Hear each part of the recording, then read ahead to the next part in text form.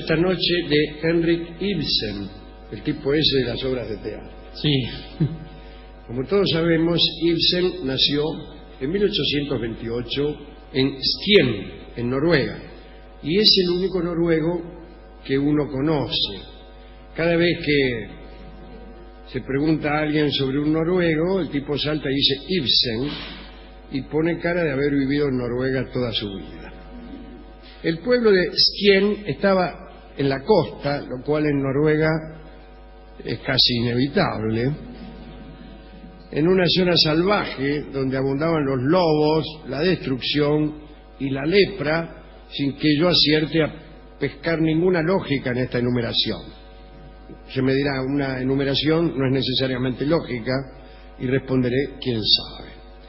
El pueblo estaba en ruinas por un reciente incendio provocado por el descuido de una sirvienta a la que luego decapitaron, mitad para que aprendiese a no descuidarse. De todos modos, hay que decir que Skien no desentonaba con el resto del país. Ustedes saben que Noruega había sido poderosa en la Edad Media. Hemos aquí hablado algunas veces de Snorri Sturluson y de toda esa gente y de algunos reyes de Noruega. Pero desde 1536 era una provincia de Dinamarca y siguió siéndolo durante casi 3 siglos. Se había transformado en un país mísero y deprimido. Oslo se llamaba entonces Cristianía, era una ciudad danesa, y toda la cultura que allí se generaba tenía un origen danés. Tanto es así que en el siglo XIX el noruego fue más un dialecto provincial que un lenguaje oficial, y escribir en noruego era aislarse de Escandinavia, para no decir del mundo. Y hago notar que la primera universidad noruega data de 1813, cosa bastante curiosa en un país europeo. Bueno, Ibsen fue el mayor de 5 hijos de un comerciante que se llamaba Knud. Sus antepasados eran capitanes de barcos, cosa también casi imposible de evitar en Noruega. Cuando Henrik tenía 6 años, el padre se arruinó y entonces se hizo malhumorado y peleador y perigüeño. Andaba siempre jeteando por ahí, ¿no? Y cuando no le daban, se ponía de mal humor y peleaba. Entonces, esta enumeración, perigüeño, malhumorado y peleador, sí tiene un sentido lógico. No sé si me gustan las enumeraciones con sentido lógico. En este caso no solo es lógico, sino también cronológico. La madre había sido en su juventud una belleza, actriz frustrada, decía aquí. Ante el desastre económico del tipo, del marido, se deprimió y pasaba toda su vida encerrada jugando a las muñecas. Toda la familia se alimentaba solamente de papas. Papas para el desayuno, papas para la cena, papas para el almuerzo, sí, siempre papas. Ibsen era petizo y fulero. Es un buen comienzo para una biografía de Ibsen. Platero es blando y peludo. Ibsen era pequeño y feo. Juan Ramón Jiménez hubiera empezado la biografía de Ibsen diciendo esto. Parece que tenía una cabeza enorme, me refiero a Ibsen, no sé Juan Ramón Jiménez. Y tenía una cabeza enorme y unos ojos que aterraban. Esto, decían por ahí que, igual que Tolstoy, tenía una mirada que evocaba la imagen de un juez que sentenciaba a muerte, como si los jueces que fueran a condenar a muerte tuvieran una cara especial, lo cual permitiría a los abogados defensores recusar a los jueces que fueran parecidos a Ibsen. Después de una infancia humillante, enviaron al pobre Henrik a Grimstad, un pueblo de mar, como asistente de farmacéutico, mirá vos. Allí trabajó, se pagó estudios de medicina, que pronto abandonó. En realidad estaba fascinado con lecturas de Voltaire, de Shakespeare y de otro escritor mal copiado por nuestro copista de siempre, nuestra copista estrella. Solo y muerto de hambre, esta vez no pude adivinar, No pude adivinar. Solo y muerto de hambre, Ibsen empezó a escribir poesía y obras de teatro. Sus primeras obras fueron Norma, La noche de San Juan, El féretro del guerrero. Nadie las publicó. Las consideraron triviales y desde luego tampoco las representaron. En aquel lugar, que no sé cuál era, ahí donde tenía la farmacia, bueno, en Greenstand, en Puerto de Mar, ¿no? En aquel lugar Ibsen conoció a Susana Forensen, una muchacha estudiosa, decidida y fea. Según Ibsen, tenía bonito pelo, así que imagínense. Cuando la vio, el escritor se enamoró y le escribió una carta. La carta decía que iría a verla a las 5 de la tarde y que si ella no lo atendía, bastaba con que, mejor dicho, si ella no le correspondía a su amor, sí, bastaba con que no estuviera cuando él le fuera a timbrar a las 5 de la tarde. Si ella lo recibía, él se iba a considerar aceptado. Está muy bien eso, ¿eh? Si estás, me doy por aceptado. Si no, por rechazado y me voy. Y todos ganamos tiempo y dinero. Ibsen llegó a la casa y lo atendió la criada. Pero él entró igual. Entró igual y se sentó y se quedó y se la voy a esperar. Y allí estuvo sentado casi un día entero, casi 24 horas. Y después de ese tiempo apareció la muchacha. Ibsen quedó sorprendido, la mina le dijo: el amor es prueba y la vuestra fue la paciencia. No. Al final, entonces, ¿para qué hizo todo ese circo? Yo no creo en eso. Bueno. A los pocos minutos ya se estaban revolcando en las alfombras. ¿No? Yo me hubiera ido. Mucha paciencia, pero y a los pocos meses se casaron. Un matrimonio más o menos fue, más funcional que cálido. Ibsen fracasaba en sus escritos y entonces trataba mal a su esposa. ¿Vio cómo son los... ¿Por eso? Sí. ¿Por escribir mal? Dormían en camas separadas, pero ella lo sostenía como escritor. Ibsen en algún punto se puso a pintar, porque estaba desalentado con los resultados de la escritura, pero parece que pintaba muy mal.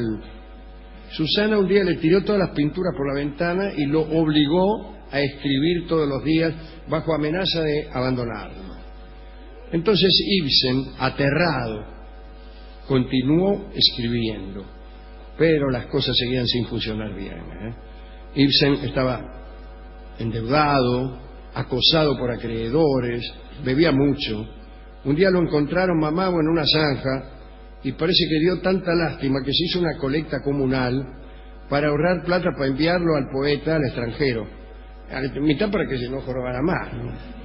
Entonces Ibsen fue con la mujer y con un hijo que habían tenido mientras nosotros hablábamos. Se llamaba Sigurd. ¿Cómo pasó todo esto? Tan lindo pelo, tan lindo pelo. Y fue a Roma. Allí las cosas cambiaron. Ya tuvo un primer éxito. En 1864 escribió Los pretendientes, vendió 15.000 ejemplares. Viajó a Dresde, ahí logró componer ya sus primeros ejemplares de grandes ramas en verso, y en 1867 ya las penurias de Ibsen habían terminado. Se hizo muy famoso, algunos consideraban que era el escritor más grande de la época. Estuvieron en Múnich, iba todos los días a tomar algo al café de ahí, el café del Gran Hotel, y era uno de los espectáculos de la ciudad ir a verlo a Ibsen. Se sentaba solo frente a un espejo para poder mirar al resto del salón y bebía litros de cerveza. Cuando entraba en el boliche, en la Múnich, todo el salón se ponía de pie, se sacaba el sombrero, nadie se atrevía a sentarse hasta que Ibsen lo hubiera hecho, y este hombre, que en sus obras pisoteaba las convenciones y predicaba las libertades de la vida bohemia, presentaba en realidad una estampa severa y ortodoxa, ¿no? Era muy vanidoso, tenía un espejo del lado de adentro de la copa del sombrero, bueno, para relojearse tanto en tanto, se miraba, qué sé yo, de acá, se escupía las cejas, yo qué sé. llevaba guantes amarillos, lentes de oro, bastón de nogal con contera de plata, siempre iba de impecable frac y le encantaba llevar condecoraciones. Era muy petitero. Sí, y guantes amarillos. Claro, usamos zapatos con hebilla, medias amarillas del Petit Café. Bueno, aquí nuestra copista, fiel, copia Pepitero, extraordinario. De don Pepito. Le gustaban las condecoraciones, llegó a extremos vergonzosos para conseguirlas. Por ejemplo, llamaba a los distintos países de Europa y reclamaba medallas o distinciones que él creía merecer por ser buen escritor. Y las conseguía, y se las ponía y las llevaba a todas partes, ¿no? Incluso algunas jóvenes campesinas pensaban que era sacerdote por la cantidad de medallitas que llevaba y se arrodillaban para besarle la mano. Era muy cuidadoso en su aseo, disponía sus medias y sus calzoncillos en sus roperos de un modo especial, arreglaba él mismo estas prendas, solo permitía a un sirviente que le enhebrara la aguja, nada más. 2 horas tardaba para vestirse cada mañana. Si tenía que escribir, solo lo hacía con una camisa blanca recién planchada. Tráeme la camisa blanca recién planchada que voy a escribir Casa de Muñecas. No tenía amigos. Encontraba difícil la reciprocidad. Decía él, cuando uno mantiene una relación tan intensa con la obra de su vida, no puede tener amigos. Cuando uno invierte su capital en una vocación, no se puede dar ese lujo, ¿no? Lo mismo le pasaba a Rousseau. Rousseau se peleaba con todos los escritores con los cuales tenía alguna relación. Cuando le hacían críticas malas a su obra, les mandaba incluso cartas con los peores insultos. Volvemos a Ibsen. Era muy tacaño, a pesar de ser muy rico, él y su familia. Vivían en unas habitaciones de porquería sin amueblar. Me atrevo a discutir esto. Yo he pasado por la ciudad de Sorrento, donde hay ahora no me acuerdo del hotel, pero si hiciera un poco de memoria seguramente me acordaría. Y un hotel muy cafísimo, Es un hotel de cuanti meno 1.500 euros por día. Y decía en la puerta, cuesta, qué sé yo qué, cuesta pensiones, ha escrito Enrico Ibseno de su obra Casa de Muñecas. Ahí escribió. Bien, así que no creo que se fueran unas habitaciones de porquería sin amueblar, pero podría ser. Sí, no, además podría ser. Sí, ¿Por qué no pensar que en 1864 aquel hotel de Sorrento fuera un hotel humilde? Sí, claro. ¿Siempre fue un centro de veraneo Sorrento antes también? ¿En esa época lo era? No sé. No lo sé, quién sabe. La costa amalfitana, no sé si era un lugar de... No, bueno, los noruegos sí iban al sur. Llegabas? ¿En barco? Claro, sí, en barco. Únicamente en barco. Bien. Llevaba 2 libretitas negras, anotaba los gastos ahí, Ibsen. Y bueno, nunca lo ayudó mucho a su familia en Noruega, qué sé yo, dice acá que era miedoso. Tuvo una relación con una muchacha que lo había conocido y se asustó cuando el padre de ella los encontró juntos. Y claro, ¿cómo no se va a asustar? Dice que salió corriendo. ¿Qué quiere que haga? Bueno, es lo que hubiera hecho cualquier persona decente. Bueno, le tenía miedo a las alturas, como cualquiera. Las tormentas lo desesperaban, el peligro de granizo lo obsesionaba tanto que llegó a medir el tamaño de las piedras de hielo para ver si podían matar a un tipo, es lo que hacen todos. Sí, además... Todos que agarran una piedra en una mano y un huevo en la otra. Sí, para dice, comparar. mire, las piedras de granizo tienen el mismo tamaño que este huevo que tengo en la mano. Es más, no se distingue cuál es cuál. Así claro. Puesto en la Adivinen mano. cuál es una piedra y cuál es un huevo. Pero su mayor terror eran los perros. Un día le ladró uno, él salió corriendo, el perro lo mordió, y a partir de ese día no solo le tuvo miedo a los perros, sino también odio. Lo digo incluso para que muchas personas que leían a Ibsen hasta ahora dejen de hacerlo. Y Casa de Muñecas lo escribió, acá dice, 1879. Ahí aparecía la represión de las mujeres, el rechazo de Nora, la protagonista, a seguir siendo una muñeca de su marido, ¿no? Y fue el momento de mayor éxito de Ibsen. Pero ese éxito le llevó a tener un desprecio por la humanidad que no conoció límites, ¿no? Andaba solo, decía que toda la existencia humana era un naufragio, odiaba las reuniones, bueno.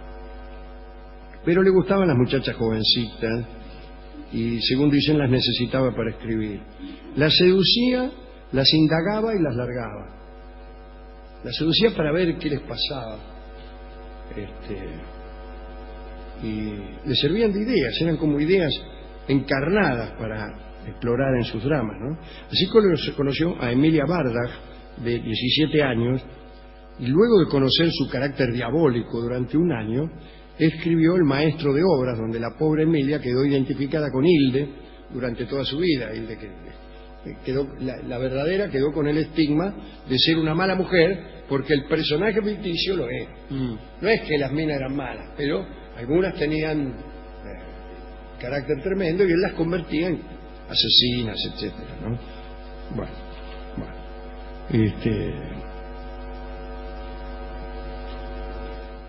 Durante los últimos años Ibsen escribía ya vigilado por su esposa y tuvo un ataque de apoplejía en el año 1900 y finalmente murió de mal humor, amenazando con su bastón a todo el que se le acercara. Fue el 29 de mayo de 1906.